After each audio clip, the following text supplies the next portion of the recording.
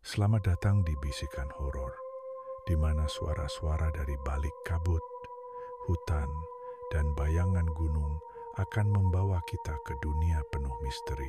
Malam ini, kita akan mengunjungi salah satu gunung paling terkenal di Jawa Barat.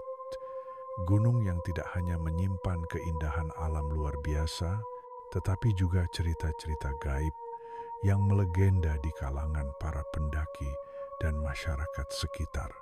Inilah dia, Gunung Gede, tempat di mana kabut bukan hanya uap air, tapi mungkin sesuatu yang mengawasi. Gunung Gede terletak di kawasan Taman Nasional Gede Pangrango, berbatasan dengan Bogor, Cianjur, dan Sukabumi.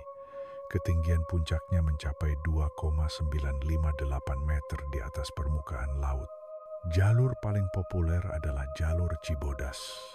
Namun jalur Gunung Putri dan Slabintana juga sering digunakan. Meski ramai pendaki, tak sedikit dari mereka yang mengalami kejadian janggal, mulai dari penampakan, tersesat secara tidak logis, hingga pengalaman bertemu makhluk halus. Gunung Gede juga memiliki beberapa area yang dipercaya sebagai leweyung larangan atau hutan terlarang, kandang badak, alun-alun surya kencana, dan Telaga Biru sering disebut sebagai pusat energi gaib.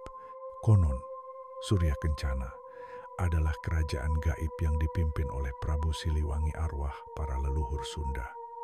Pendaki yang tidak menjaga sopan santun sering mengalami tenda yang berpindah tempat sendiri, mendengar suara gamelan di tengah malam, mendengar suara ramai seperti pasar.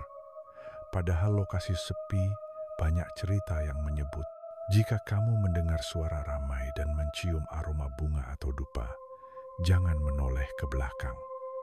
Dan juga, banyak pendaki mengaku melihat penampakan wanita berbaju putih berjalan perlahan ke dalam kabut. Di jalur Gunung Putri, pernah terdengar kisah seorang pendaki yang hilang selama 2 hari, lalu ditemukan dalam kondisi linglung dan berkata, "Aku cuma ikut perempuan itu," katanya, "mau tunjukin jalan cepat ke atas." Di area air panas, sering terdengar suara orang menangis atau tertawa dari balik semak.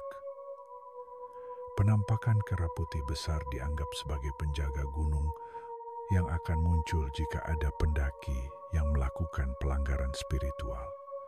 Kadang, pendaki mengaku seperti berputar-putar di tempat yang sama seperti masuk ke dimensi lain. Masyarakat sekitar mempercayai bahwa Gunung Gede adalah tempat keramat dan menjadi lokasi tirakat para leluhur.